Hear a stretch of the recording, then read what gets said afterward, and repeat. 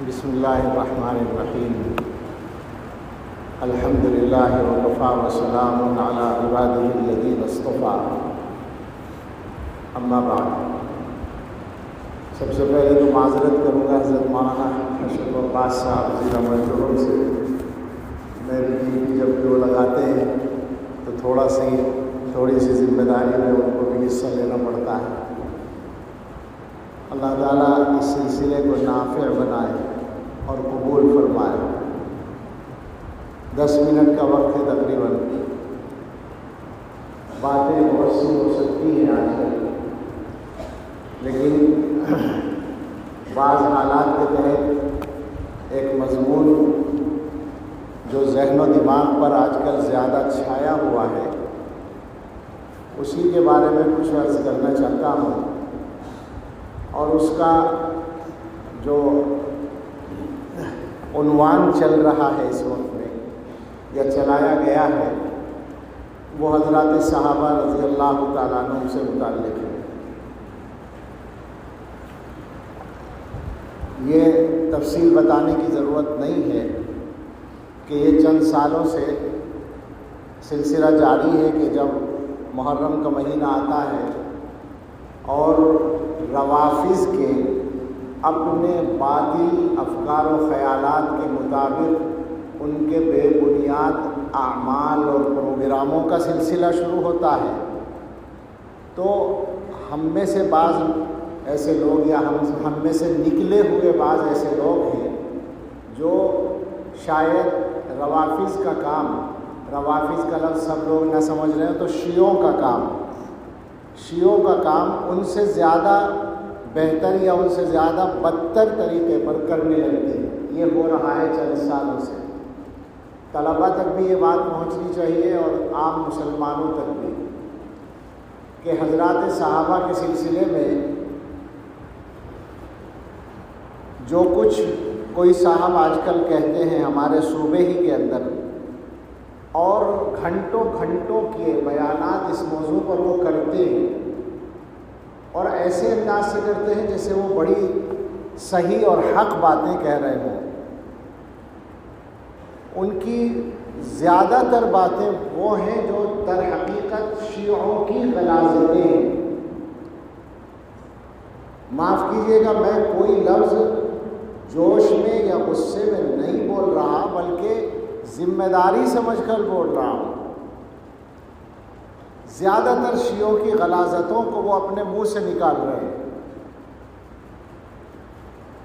یہ نہ سمجھیں آپ کہ کوئی آدمی ذرا زور سے اچھے لہجے میں، طاقتور لہجے میں جمع کے کتابوں کے حوالے بیان کر کے اگر کوئی بات کر دے تو وہ ہمیشہ حق ہی ہوگی بات، ایسا نہیں ہے۔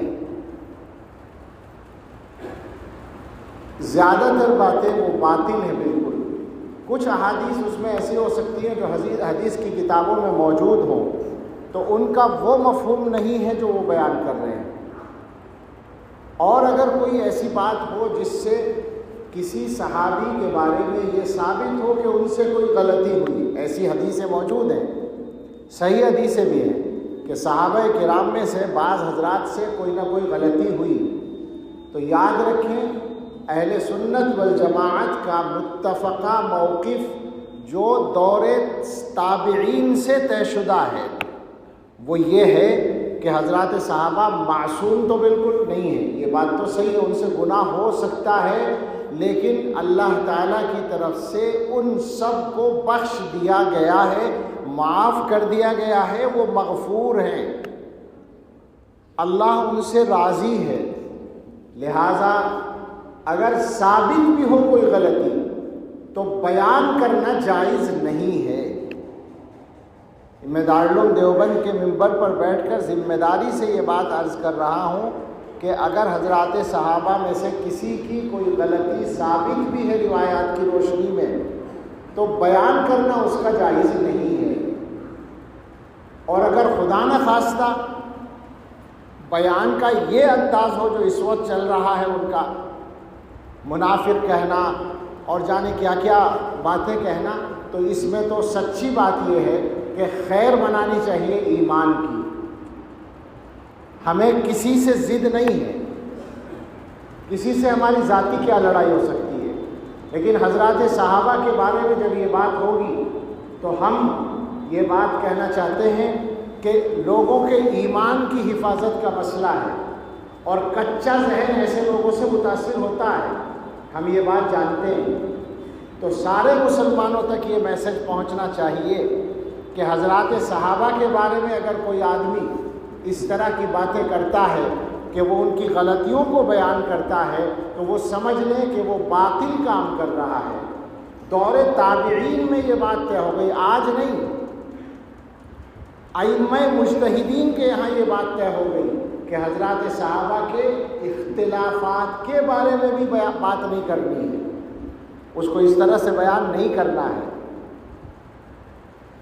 इसी तरह एक बात और है, चूँकि ये देवबंद है और ये दारुल है और यहाँ दूसरा इदारा हमारा वक्फ दारुल है।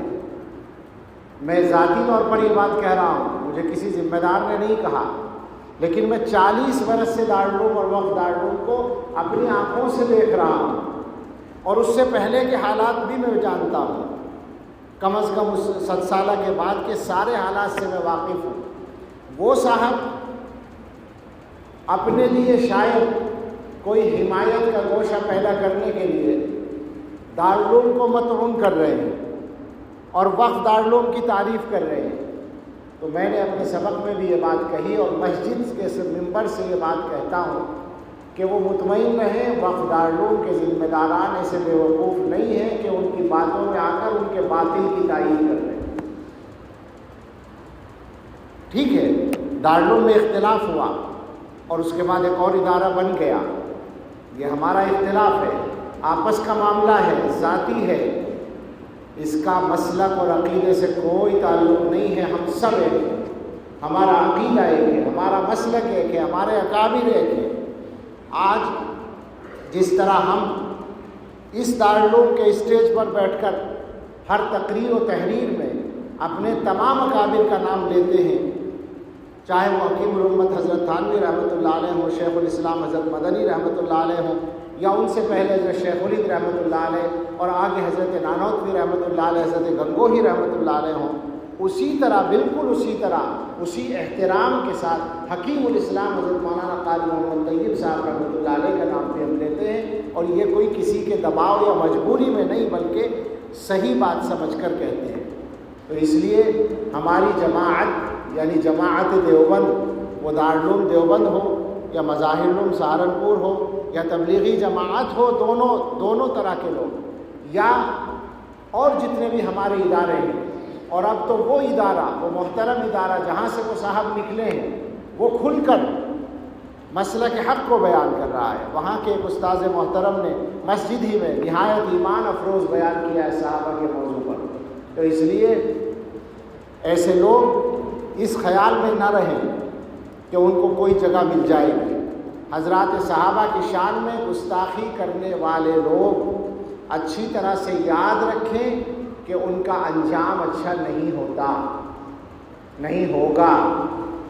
हज़रात सहाबा हज़रत मुहम्मदुर रसूलुल्लाह सल्लल्लाहु ताला अलैहि वसल्लम के तरबियत याफ्ता हैं और ये बात हर फ़िक्र के उलमा कहते हैं, जो भी इल्म रखने वाले लोग हैं वो सब कहते हैं कि अगर कोई आदमी हज़रात सहाबा की बुराई बयान कर रहा है तो इसका नतीजा सीधा ये निकलता है कि वो हमारे आका सय्यदुल अव्वलीन वल आखिरीन हज़रत मुहम्मदुर रसूलुल्लाह सल्लल्लाहु ताला अलैहि वसल्लम पर एतराज़ कर रहा है। और उसकी वजह ज़ाहिर है कि अल्लाह ताला ने हुज़ूर अलैहिस्सलातु वस्सलाम की ज़िम्मेदारियों में एक ज़िम्मेदारी मुकर्रर फरमाई थी, वयुज़क्कीकुम, कि पैगंबर तुम्हारी तरबियत करेंगे और कुम के मुखातब सबसे पहले सहाबा हैं।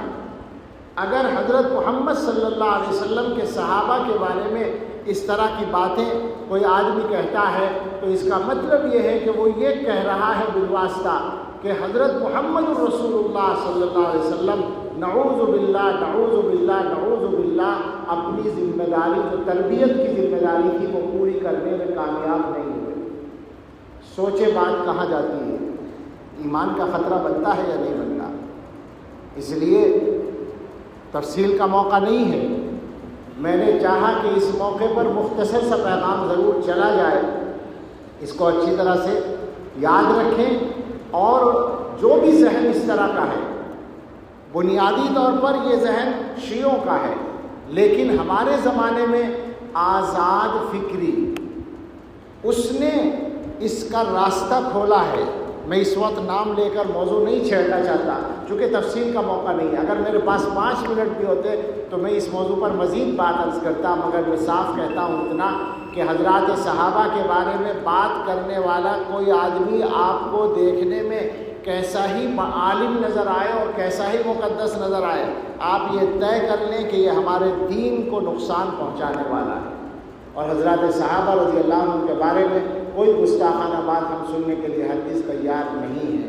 ہم تو دعا کرتے ہیں کہ اللہ ان کو بھی ہدایت دے، اور اللہ تعالیٰ اس امت کو حضرات صحابہ رضی اللہ عنہم کا پورا احترام ملحوظ رکھ کر ان کے مقام کی حفاظت کرنے کی اور ان کے راستے پر چلنے کی توفیق عطا فرمائے۔